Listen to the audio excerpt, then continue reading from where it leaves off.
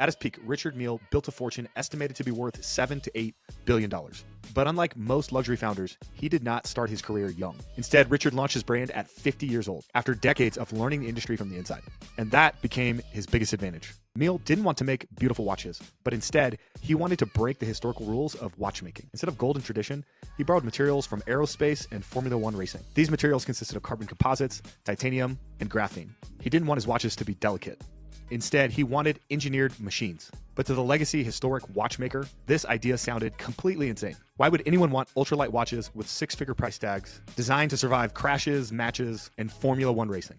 Everyone said it would never work. Then Mille did something most luxury brands never dare to do. He tested the product in public, under extreme conditions. Formula One drivers wore them at 200 miles per hour. Rafael Nadal played Grand Slams wearing one that weighed less than a tennis ball. These watches survived crashes, impacts, and G-forces that should have destroyed them. And it was that proof that changed everything. Instead of trying to sell timepieces, Richard Mille sold engineered credibility. And because of the time, quality, and specialized materials, he also sold scarcity, redefining luxury and creating a whole new category of performance instead of polish.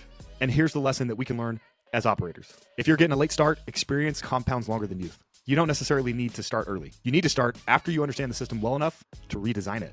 Richard Mille waited to make his move until he was 50 years old. But when he did, he didn't need to compete inside the category. Instead, he built a new one. So it's not too late. Sometimes it's about timing.